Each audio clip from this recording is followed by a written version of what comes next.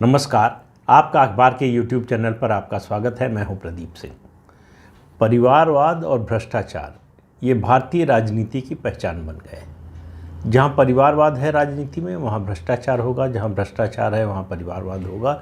ये दोनों साथ साथ चलते हैं, एक गाड़ी के दो पहिए की तरह। इनको अलग नहीं किया जा सकता। इनको अगर भ्रष्टाचार को अलग कर दें तो परिवारवाद का जो किला है वो गिर जाएगा, परिवारवाद को अलग करें तो भ्रष्टाचार का किला गिरेगा। तो अगर इन दोनों पर एक साथ हमला नहीं होगा तब तक स्थिति बदलने वाली नहीं है। प्रधानमंत्री नरेंद्र मोदी ने लाल किले से घोषणा की, इस पर हमला करने की बात कही, उन्होंने अपील की। राजनीतिक दल है, राजनीतिक दलों को बहुत सारे समझौते करने पड़ते हैं। बीजेपी उससे अछूती नहीं है। बीजेपी से ये अपेक्षा करना कि वो परिवारवाद व भ्रष्टाचार से उसी तरह से लड़ सकती है जिस तरह से कोई इन दोनों से दूर होकर, क्योंकि देखिए परिवारवाद दो पार्टियों में मेरा मानना है कि नहीं है, एक बीजेपी और दूसरा लेफ्ट पार्टीज़ में। जब मैं परिवारवाद की बात करता हूं तो उसका ये मतलब नहीं होता कि किसी नेता का बेटा बेटी, पत्नी पति या कोई रिश्तेदार भी राजनीति में है।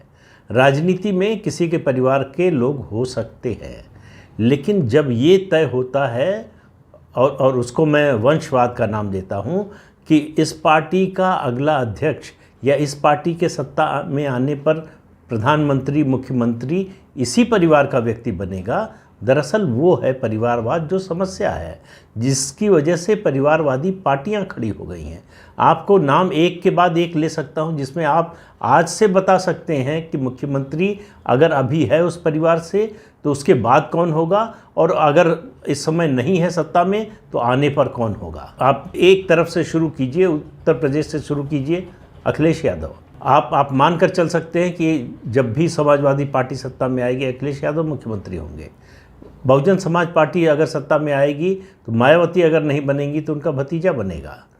इसी तरह से आप देखिए पश्चिम बंगाल में आज ममता बनर्जी मुख्यमंत्री हैं, लेकिन अगर अगला मुख्यमंत्री बनने का समय आएगा तो उनका भतीजा बनेगा। बिहार में अगला मुख्यमंत्री तेजस्वी यादव होंगे, इसमें कोई दूर दूर तक शक नहीं है। तेलंगाना में अगला मुख्यमंत्री केटी राव होंगे जो चंद्रशेखर राव के बेटे हैं, इसमें शक नहीं है। आंध्र प्रदेश में अगर तेलुगु देशम पार्टी अगर सत्ता में आती है तो चंद्रबाबू नायडू, उनके बेटे नारा नायडू जो है वो बनेंगे मुख्यमंत्री, इसमें कोई शक नहीं है। और अभी तो जो मुख्यमंत्री हैं वो है ही वाईएस राजशेखर रेड्डी के बेटे जगनमोहन रेड्डी। इसी तरह से तमिलनाडु में देखिए एमके स्टालिन, उनके पिता करुणानिधि के बारे में कुछ बताने की ज़रूरत नहीं है। पंजाब चले जाइए, उसके बाद आप जम्मू कश्मीर चले जाइए, हर राज्य में आप जाइए जहाँ भी क्षेत्रीय दल हैं वहाँ तय है कि पार्टी का अगला नेता कौन होगा, मुख्यमंत्री कौन होगा, पार्टी का अध्यक्ष कौन होगा। एक अपवाद है जनता दल यूनाइटेड, नीतीश कुमार। उनकी पार्टी में कोई नहीं कह सकता कि उनके परिवार का कोई व्यक्ति अगला मुख्यमंत्री या अगला अध्यक्ष होगा। उसके अलावा किसी भी पार्टी को आप खोज कर देखिए, आपको यही मिलेगा। तो भ्रष्टाचार से मुक्त भारत की कोई पार्टी नहीं, कोई राजनीतिक दल नहीं। परिवारवाद से मुक्त लेफ्ट पार्टीज़ और बीजेपी है। तो यहाँ से आप शुरू करें तो नज़र डालिए नेता पुत्रों पर, उनकी राजनीति।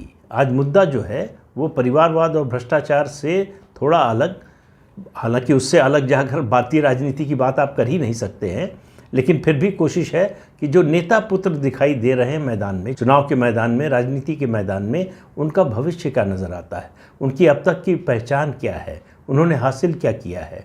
तो शुरुआत हमेशा जब परिवारवाद की बात करेंगे, नेता पुत्र पुत्रियों की बात करेंगे और भ्रष्टाचार की बात करेंगे तो शुरुआत आपको हमेशा कांग्रेस से करनी पड़ेगी। तो कांग्रेस में परिवारवाद का प्रतीक राहुल गांधी, प्रियंका वाड्रा, दोनों को देख लीजिए। जो विरासत में उनको राजनीति मिली, जो राजनीतिक जनाधार मिला, उसको बचाकर रखने में नाकाम साबित हो चुके हैं। एक बार नहीं, कई बार।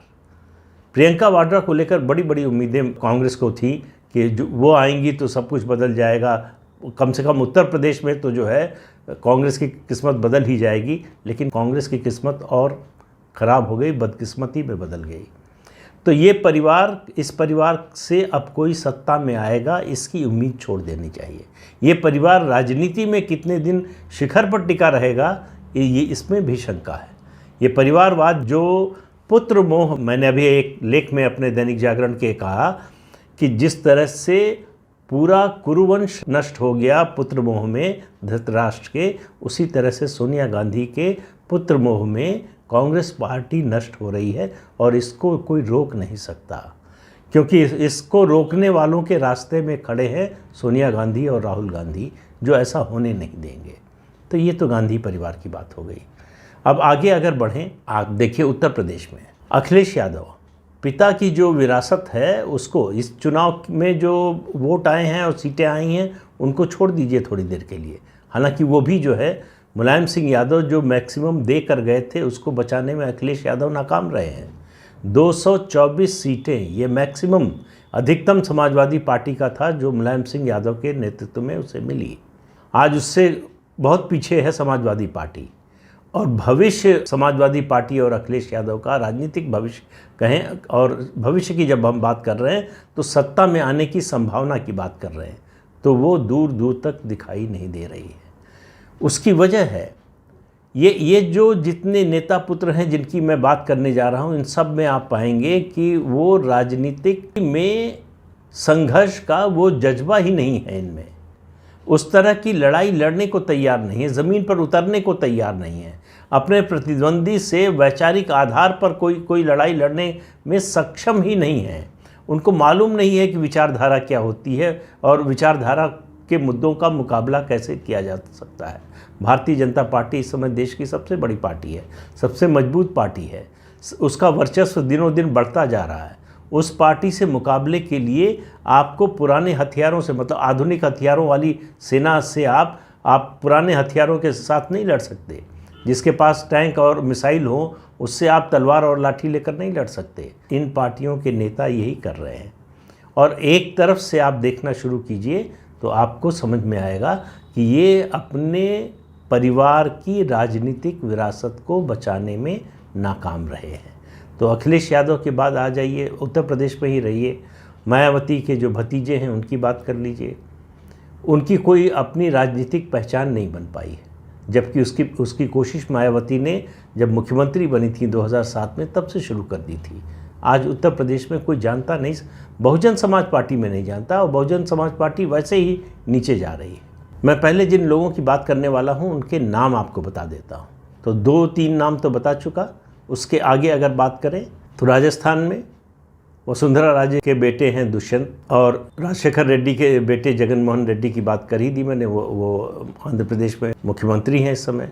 चंद्रबाबू नायडू के बेटे नरा नायडू, ममता बनर्जी के भतीजे अभिषेक बनर्जी, सचिन पायलट राजेश पायलट के बेटे हैं, जितेंद्र प्रसाद के बेटे हैं, कांग्रेस के बड़े वरिष्ठ नेता थे। आरपीएन सिंह, ये सीपीएन सिंह के बेटे हैं। भूपेंद्र सिंह हुड्डा के बेटे दीपेंद्र हुड्डा, कमलनाथ के बेटे बटुकनाथ, डॉक्टर रमन सिंह के बेटे अभिषेक सिंह, येदियुरप्पा के बेटे विजेंद्र और राघवेंद्र, के चंद्रशेखर राव के बेटे केटी राव, और लालू प्रसाद यादव के बेटे तेजस्वी यादव। अब इन सब को देखिए तो इनमें से किसी की राजनीतिक पहचान इनके पिता के या इनके बुआ के जो है मायावती और ममता बनर्जी के मामले में देखें तो मुख्यमंत्री रहने के बावजूद नहीं बन पाई है।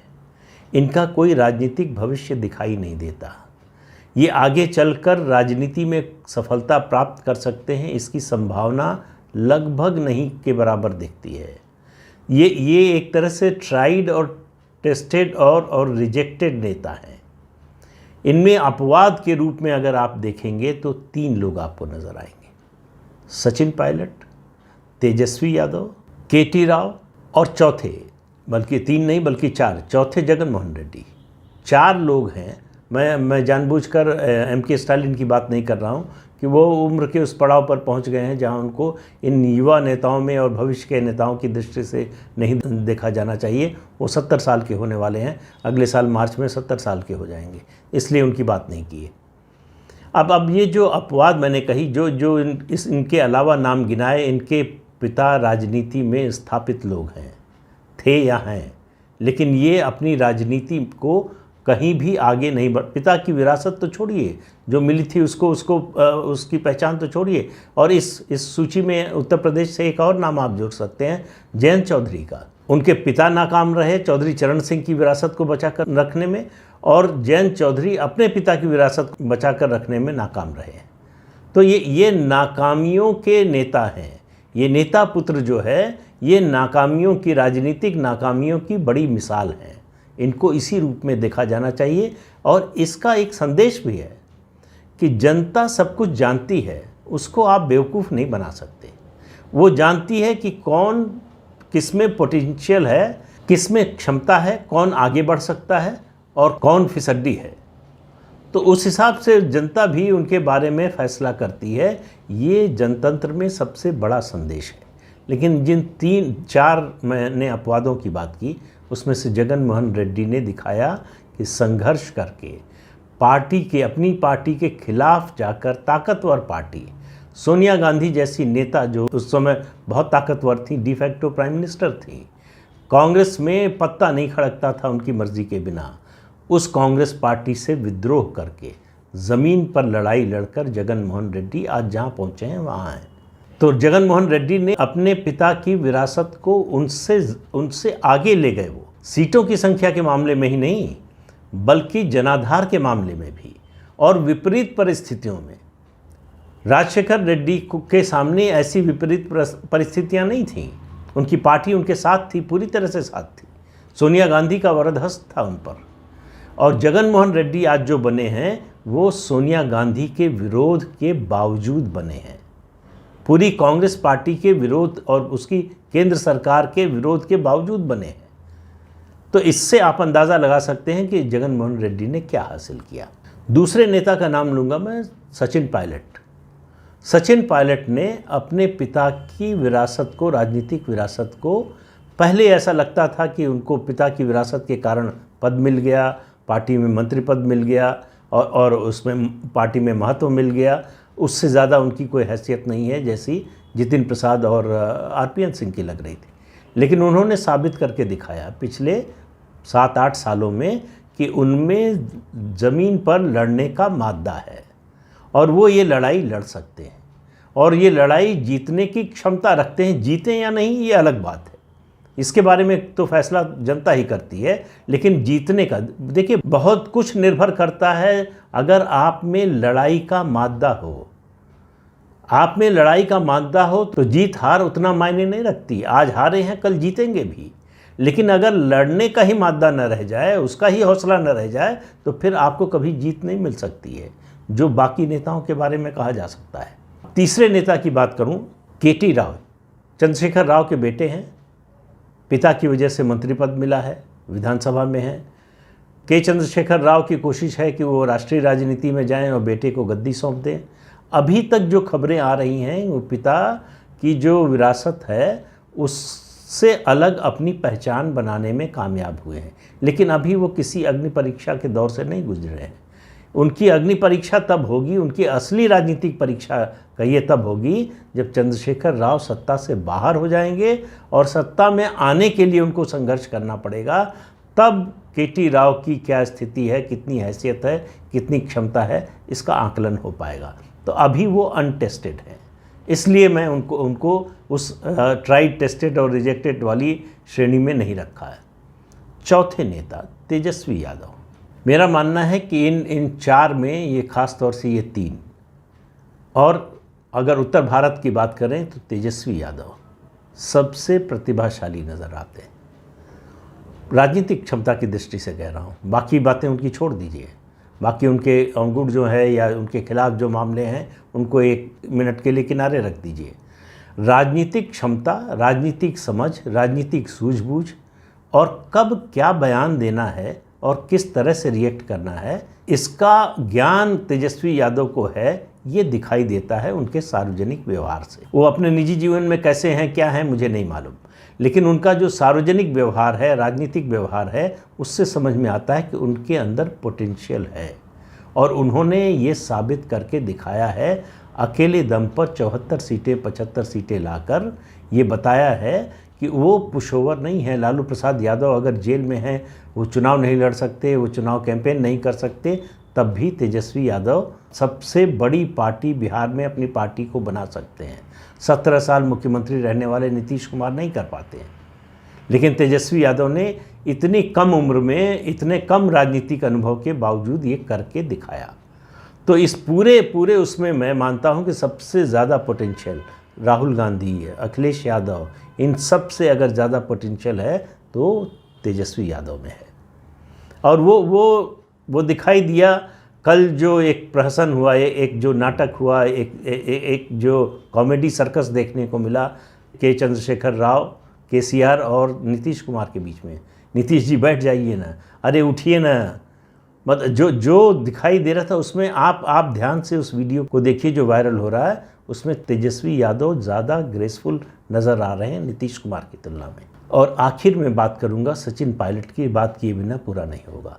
ये जितने लोगों का नाम लिया, ये परिवारवाद से तो सब जुड़े हुए हैं, उसमें सचिन पायलट भी हैं, लेकिन सचिन पायलट एक मात्र इस पूरे ग्रुप में ऐसे नेता हैं जिनके बारे में करप्शन को लेकर उस तरह का परसेप्शन नहीं है।